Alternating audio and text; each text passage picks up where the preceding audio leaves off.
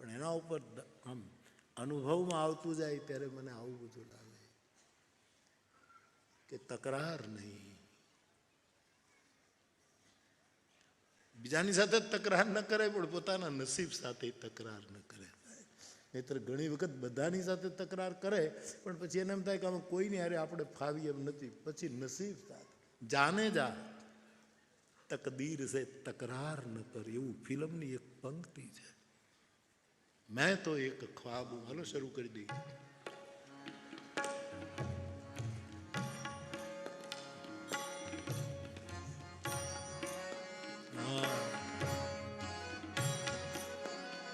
કેવું પ્રેરણાદાયી પંક્તિ છે.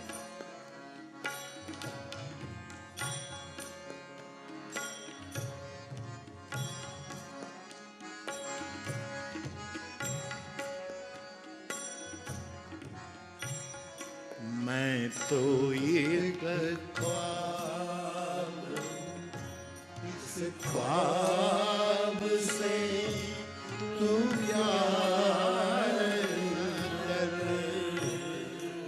मैं तो एक ख्वाब, इस ख्वाब से तू प्यार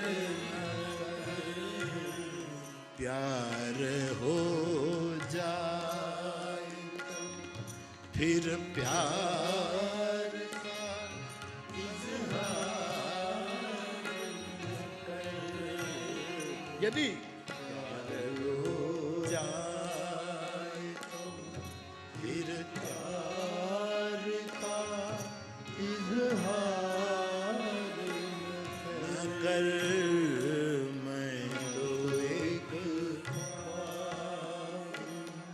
इस ख्वाब से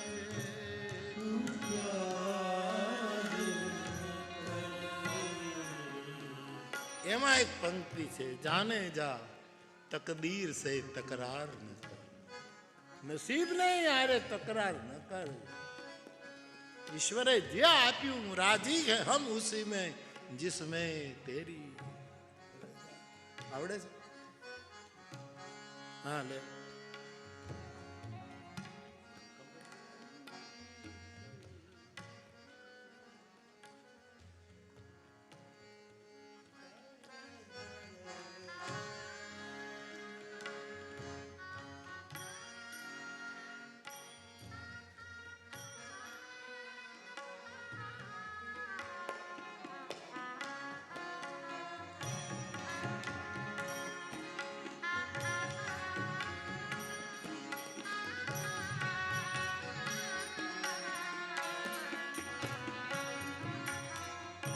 તો બાપ તને કાંઈ નહીં થ માની, બીજાને તક આપવી, રાર ન કરવી, ઘર્ષણ ઉભા ન કરવી, આ ભગત. એમાંથી પછી ભગત રાજ થવું, એમાં પછી ભગત શિરોમણી બનવું, એ કેટલું કઠિન યાત્રા છે. બીજો પ્રશ્ન હતો બેટા, સોરી હું ઉતાવળમાં બધું કાઢી નાખું છું, પણ એક બીજો પ્રશ્ન હતો કે બાપુ ભજન ભજન તમે કયા કરો, એટલે ભજનની વ્યાખ્યા શું? બહુ છોકરાઓ સીધી જુવાન ભાઈ બહેનો વડીલોને તો પાસેથી તો આપણે માર્ગદર્શન ને આશીર્વાદ લેવાય, એને કાંઈ આવું કહેવાય નહીં. જેટલા વડીલો હોય ને એના તો આશીર્વાદ જ લેવાય, કારણ કે આપણે ન જોતા હોય તો એ જ કામ કરે છે, એનું માર્ગદર્શન લેવાય. જુવાન ભાઈ બહેનોને ખાસ મારે કહેવું છે કે ભજન એટલે બને ત્યાં સુધી પ્રાણ સંકટે પણ, બહુ શબ્દ યાદ રાખજો, પ્રાણ સંકટે પણ પ્રિય સત્ય ઉચ્ચારવું એ ભજન છે. અને કડવું સત્ય સ્વીકારવું એ પણ ભજન છે. પ્રિય સત્ય ઉચ્ચાર અને કડવું સત્ય સ્વીકારવું.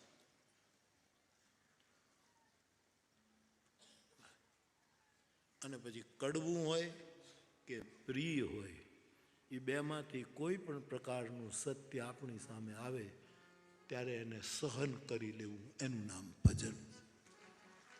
3 પગલા.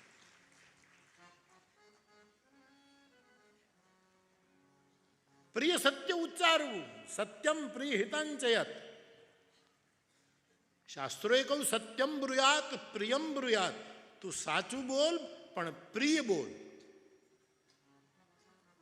મારી ભજનની વ્યાખ્યા જ માળા, મૂર્તિ અને મંત્ર એ ત્રણેય હોય એ ભજનની એક વિધા છે કે આપણી પાસે કોઈ માળા હોય, આપણી પાસે ગુરુએ આપેલો મંત્ર હોય અને આપણી પાસે આપણા ઈષ્ટનું કોઈ ચિત્ર કે મૂર્તિ હોય અથવા તો કોઈ એની નિશાની હોય, પાદુકા હોય, કોઈ પણ.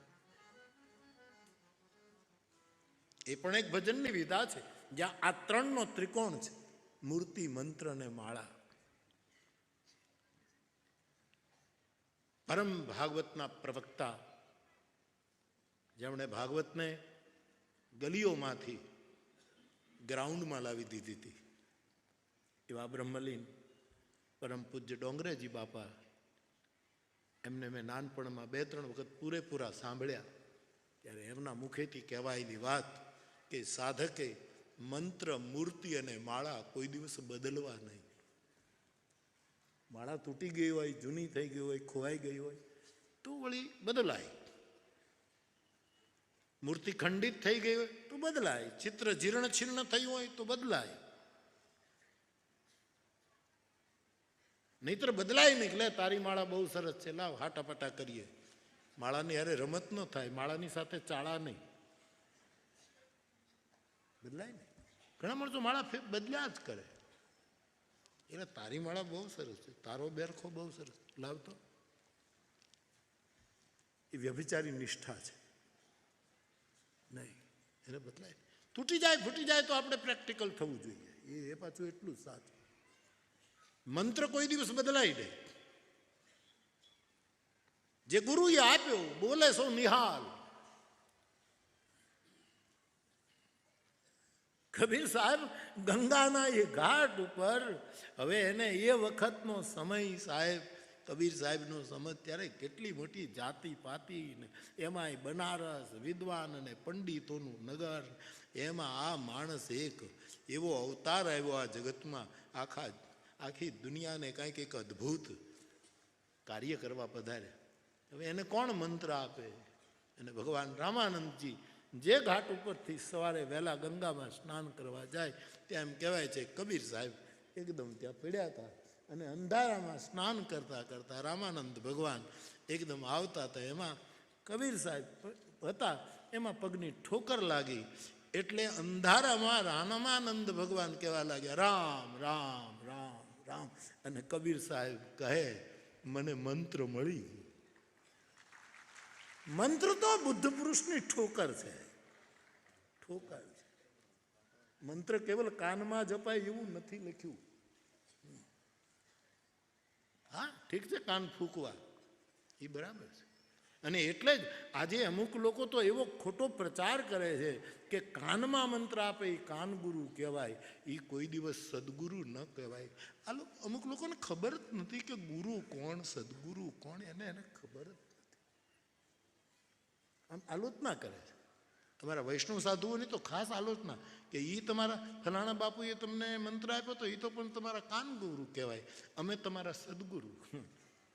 અમે પતિવ્રતા છીએ, ઓઢણા બદલીએ નહીં, એને કહી દો.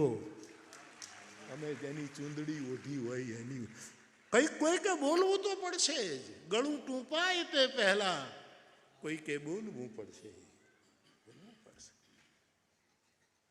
આવું બહુ થાય છે સાહેબ. મને એક એવા તથાકથિત મહાપુરુષે પૂછ્યું કે તમારો માર્ગ કયો? એમ કીધું મારો કોઈ માર્ગ જ નથી, હું પોતે માર્ગી છું. લે, જ્યાં સત્ય હશે, પ્રેમ હશે, કરુણા હશે, ત્યાં માર્ગી હાલતો હશે. અમારે કોઈ નવા માર્ગ ઊભા નથી કરવાના કાંઈ. મારો એક સનાતન પરંપરા, એક અખંડ અક્ષુણ, જ્યાં કોઈ દી ટ્રાફિક જામ ન થાય એવો રાજમાર્ગ છે હરિના. કોઈ દી ટ્રાફિક જામ ન. આપણો એટલે નરસિંહ મહેતાએ બહુ સરસ કહ્યું, આપણો નાગરો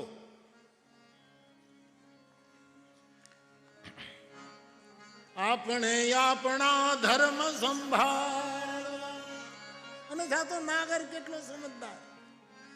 રમનો મર્મ લેવો વિચારી,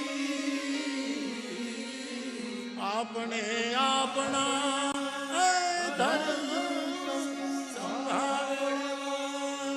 કર્મનો મર્મ લેવો વિચારી,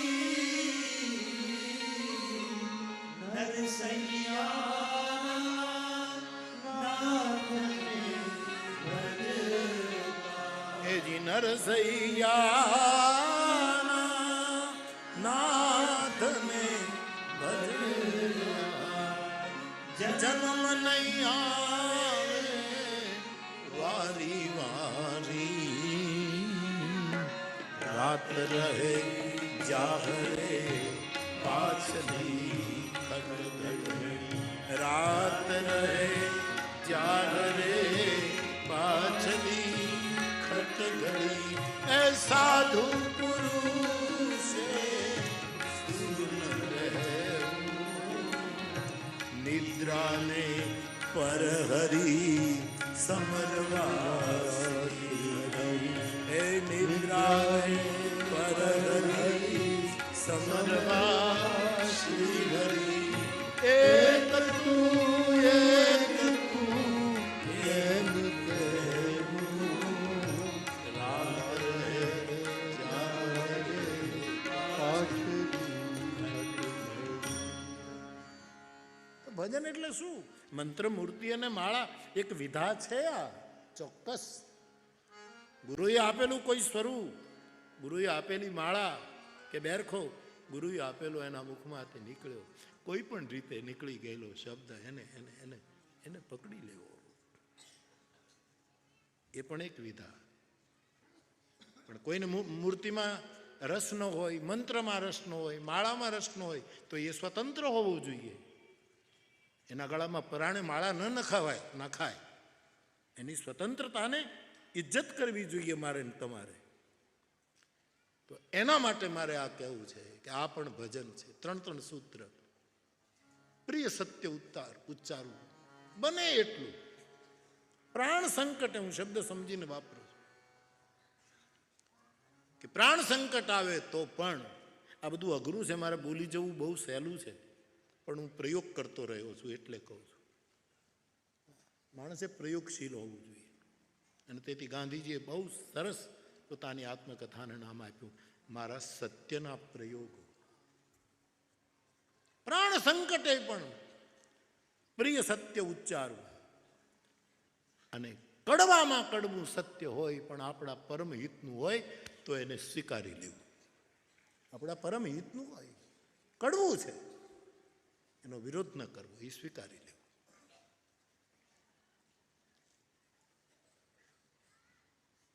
અને ઘણા સત્યો કડવા પણ હોય, ઘણા પ્રિય હોય. એ બે જ્યાં આવે ત્યાં સહન કરી લેવું.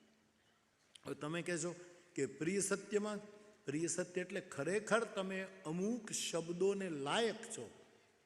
અને કોઈ માણસ પ્રિય સત્ય ઉચ્ચારે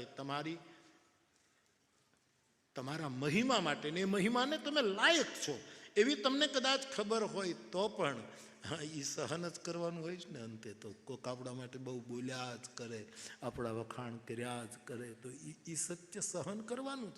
અને કદાચ કાં તો કડવું સત્ય કહે તો પણ સહન કરવાનું. પ્રિય સત્ય ઉચ્ચારવું મારા જુવાન ભાઈ બહેનો, કડવું સત્ય સ્વીકારી લેવું. અને કડવું હોય કે પ્રિય હોય એને સહન કરી લેવું. આ પણ ભજન છે. મંત્ર, મૂર્તિ ને માળા તો ભજન છે જ. અને ત્રીજું, કોઈની ઈર્ષા ન કરવી, નિંદા ન કરવી અને દ્વેષ ન કરવો, એ પણ ભજન છે.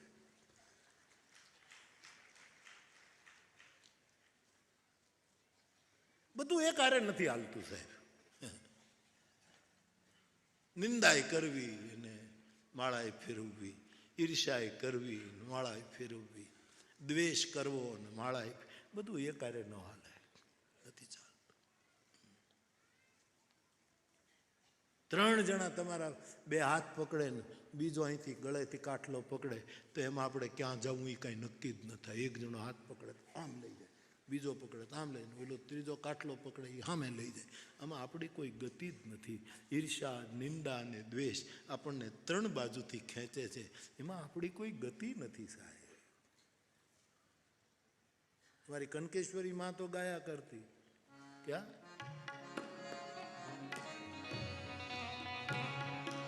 નિંદા પર आई छोड़ दे क्या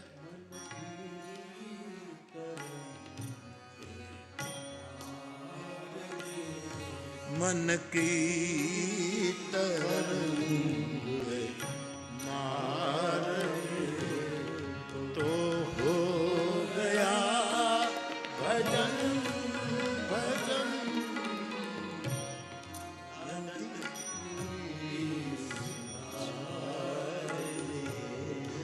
आदत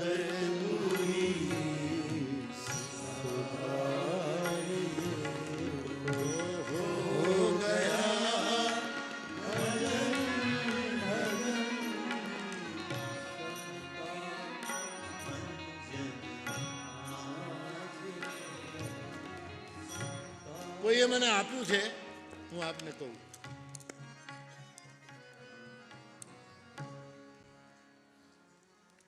સદગુણ ગ્રહણ, સજ્જન મિલન.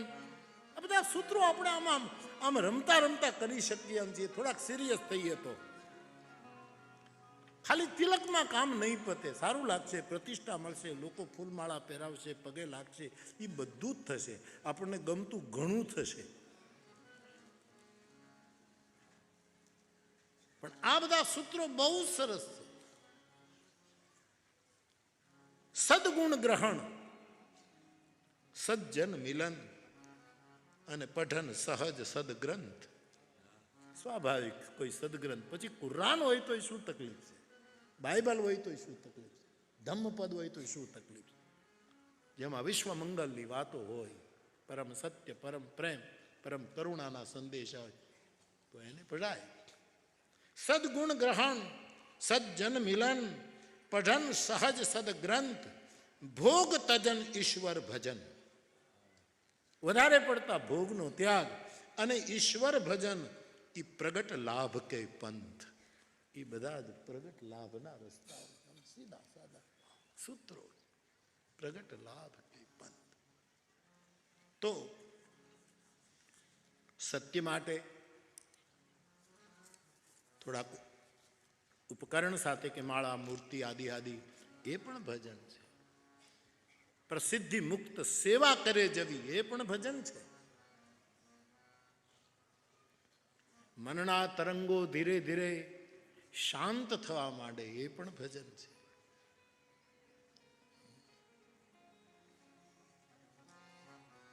હું તો ત્યાં સુધી કહું કે કોઈની સાથે તમારો પ્રેમ હોય, સાચો પ્રેમ, આ પરમ પ્રેમ.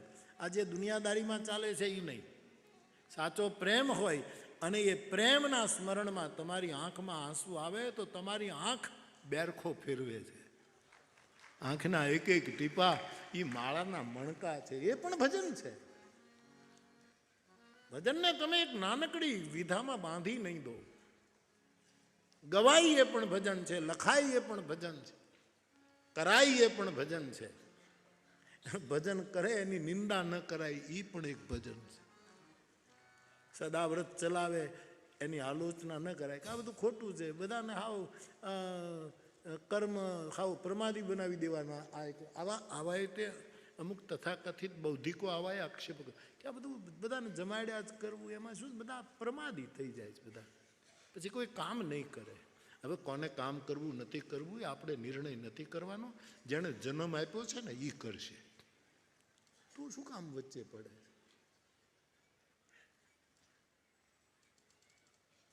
મને ઘણા, હવે તો કોઈની તાકાત જ નથી મને કહી શકે. એને કથા કરવી હોય તો રસોડું કરવું જ પડે. એ વગર તો મારી પાસે અવાય જ નહીં. મિત્ર પહેલાં કહેતા બાપુ કથા કરાવીએ પણ આ રસોડા જે કરવા એ તો પછી બધા ખાવા જ આવશે. તે હું અહીંયા ખાવા જ આવ્યો છું ને હું ક્યાં ભજન કરવા આવ્યો છું? હું તો રોજ સવારે ગાંઠિયા ખાવા આવ્યો છું, જલેબી ખાવા આવ્યો છું, થેપલા ખાવા આવ્યો છું. ખાવા સિવાય આપણે આવ્યા છીએ વીરપુરમાં ખાવા તો આવ્યા છીએ. બાવાને ખાવા સિવાય બીજું કામ શું હોય છે?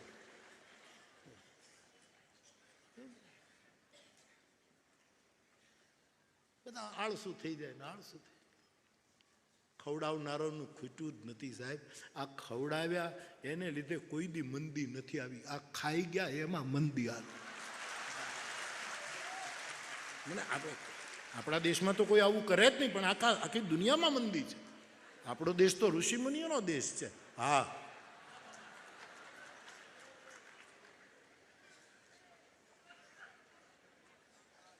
અરે સાહેબ આપણે ત્યાં આ બધા મારા બધા પૂજનીયો બેઠા છે ને, બાપાનું તો સદાવ્રત, એનો તો હું સાક્ષી છું. જેટલા વર્ષથી અમારો આત્મી સંબંધ છે ત્યાં ભોજનરામ બાપાનો આશીર્વાદ જેને હોય, રણછોડદાસજી બાપુના જેને આશીર્વાદ હોય, તમે આ શરૂ કરો. ધનાનો અવતાર કીધો. હમણાં રઘુરામ બાપાએ જે બદ્રીનાથ આશ્રમ એવું કીધું ને બાપા, એ રણછોડદાસ બાપુનું ભવિષ્યવાણી, વર્તમાન વાણી હતી એ કાલ. જેણે આવા સદાવ્રત ખોલ્યા છે એને કોઈની મંદી આવી જ નથી. કોઈ પણ જે પોતાની રીતે ટુકડો ચલાવતા છે, કોઈ પણ અમારા બાવા સાધુ ને, હવે જે લોકો ટુકડો ખવડાવતા જ નથી, જે પ્રસાદ પણ વહેંચવાને બદલે વેચવાના ધંધા કરે છે, એને આ કોઈ દી સમજાય જ. એને કેમ સમજાય? અને એનું દર્શન એની રીતે બરાબર હોય છે. હવે પોતપોતાના વિચાર પ્રમાણે કરતા હોય, મુબારક. હજી સુધી એકેય કથા મેં એવી નથી જોઈ કે રસોડા શરૂ કર્યા હોય અને ચોથે દિવસે આયોજકો મારી પાસે આવે કે બાપુ જમાડવામાં પહોંચાતું નથી. એવો એક પણ દાખલો નથી. એક નાનકડો અમારો સાધુડો આશ્રમમાં બેઠો હોય, રોટલો, આજે ચોખા નથી, શું થશે? એવું બનતું જ નથી સાહેબ. સદાવ્રત એ તો દૂધણી ગાય છે બાપા. અને ગાય રોગિષ્ટ પણ હોય છે ઘણી, કે એનું દૂધ પીએ તો વૈદો કહે છે આ ગાયનું દૂધ ન પીવું. ઘણી ગાય શિંગડા મારતી હોય દિવાલમાં, તોફાની ગાય હોય, એમાંય એના દૂધમાંય તામસી આવે અને ગાય સમય આવે ત્યારે વસૂકી જાય. હા, અથવા તો એ ગર્ભધારણ કરે પછી અમુક સમય દૂધ ન. પણ સદાવ્રત એક એવી ગાય છે, 24 કલાક દૂધણી ગાય છે સાહેબ. ઉલેચો અટકો નહીં, વીરડાને તમે ઉલેચાજ કરો. ધીરો ને વળી ગંભીર, એવો કવિ કાને, વડાળવાળા કવિ કાને સતાધાર માટે દોહો લખેલો. એવી વીરડા માયલો તું વીર છે સરવાણી સામજી, ઉલેચો અટકે. કોઈ મારી પાસે તો હજી સુધી નથી આવ્યું. બાપુ આશ્રમમાં અમે કરી તેને નથી પહોંચાતું એવું નથી. કાલે જ મેં અમારો એક છોકરો રામાયણને સમર્પિત, એને મારી સાથે હતા, એ બધાને ખબર છે.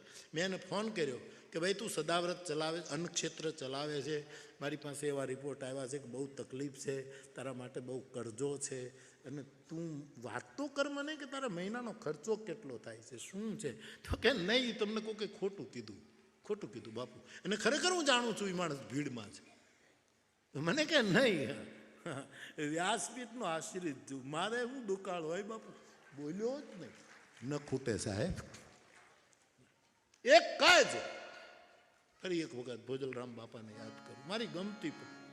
એ ભોજલ કે ભરોસો જેને અન ત્રિકમજી તાર, હે ભોજલ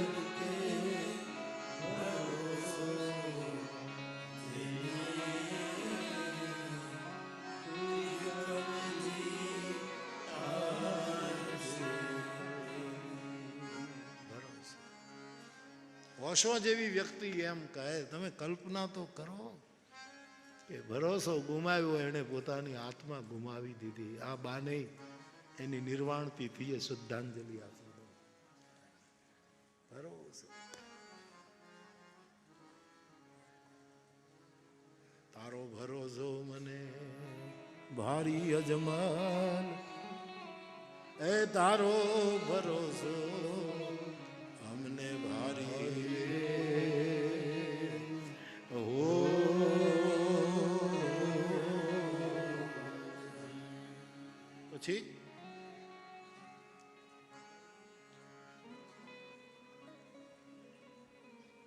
પછી જૂની વાણી સાહેબ નથી અત્યારે બરોબર.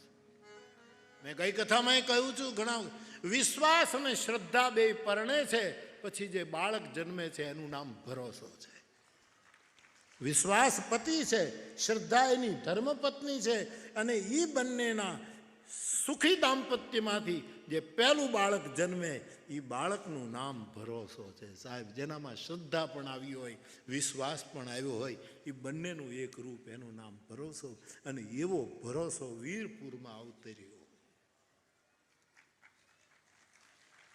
વ્યક્તિ ભેદે, વિચાર ભેદે, પરિસ્થિતિ ભેદે ઘણી વખત આપણા લીધેલા નિયમો આપણે છોડવા પીડ્યા હોય, આપણે વળી બંધ થઈ જાય. પણ આને સદાવ્રત નામ પસંદ કર્યું એનું કારણ કે સદાવ્રત છે, કાયમ ચાલે, કાયમ ચાલે એવું માનસ સદાવ્રત આ પુણ્ય ધરા પર શરૂ થાય છે. ફરી એક વખત આ બે પંક્તિઓનું ગાયન કરીએ.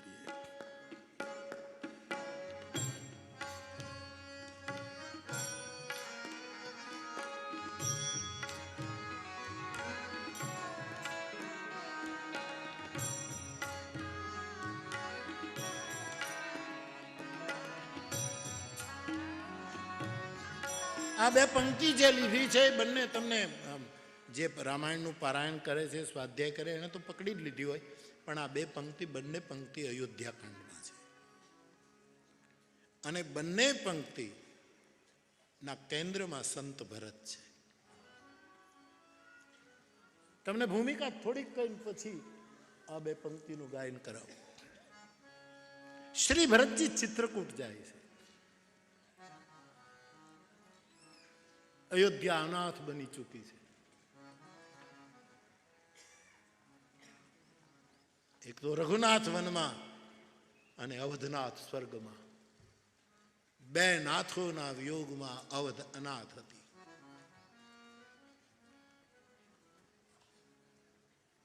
અને ભરતજી આખી અયોધ્યાને લઈને પ્રભુને મનાવવા, પ્રભુની પાસે જઈને પોતાની વાત રજૂ કરવા, અથવા તો પ્રભુ જે કહે તે આખી અયોધ્યાને લઈને જાય છે. ત્યારે રસ્તામાં જે ભરતની પ્રેમ દશા છે, ભરતનો જે ભાવ છે, એ વખતે દેવરાજ ઇન્દ્ર ચિંતિત થયો છે. એને એમ થયું કે આ પ્રેમ મૂર્તિ ભરત જો ચિત્રકૂટ પહોંચશે તો પ્રેમને વશ થઈને રામ પાછા અયોધ્યા આવશે. પ્રેમને કારણે કદાચ પિતાના વચનને પણ રામ છોડી દેશે. અને રામ જો અયોધ્યા આવ્યા તો અમારા ભોગોમાં જે બાધા બન્યો છે રાવણ આદિ, એનો કોણ વિનાશ કરશે? અને અમારા ભોગોને કોણ સલામત રાખશે? એટલે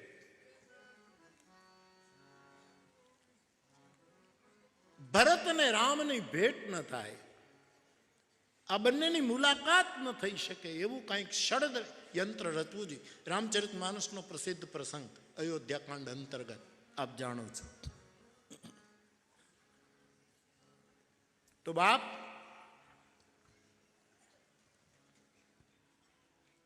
અને માણસ સંકટમાં પડે એ પોતાના સ્વાર્થ માટે કે પરમાર્થ માટે એને ગુરુની પાસે જ જવું પડે.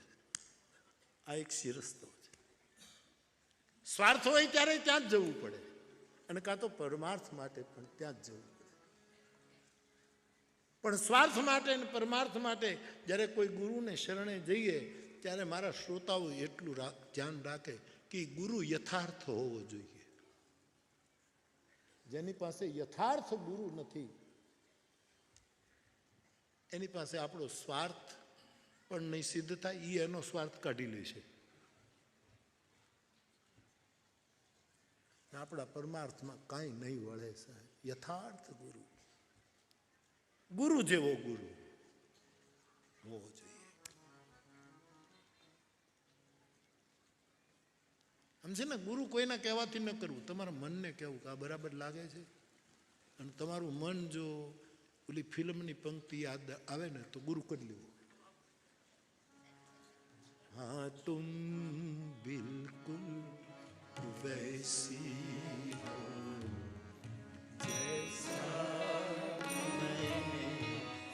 મારા મનમાં કબીર સાહેબ આવા હશે, મારા મનમાં ગુરુ નાનક આવા હશે, મારા મનમાં બુદ્ધ આવા હશે. એ જે મેં વિચાર્યું હતું એના માટે, અને એવી કોઈ વ્યક્તિ મળે એ ગુરુ, એ યથાર્થ ગુરુ. આપણો માયલો કહે, અહીંયા કોઈના કહેવાથી નહીં. ફિલ્મ તો રસિક, એકદમ રસિક ગીત છે, પણ આ હું તો આવા સાચા અર્થો જ કાઢું, પેલા ખોટા અર્થો નથી, પણ મારા માટે આ સાચો. હવે તમે જુઓ, આપણે ત્યાં શું કહેવાય, ગુરુ પૂનમનો ચંદ. તે સૂફી વાત તો પ્રિયતમાને જ પરમેશ્વર માને. આનો અર્થ તમે આવો ન કરી શકો. મને ક્યારે પૂનમના ચાંદા જેવો ગુરુ મળશે? ચાંદ સી મહેબૂબા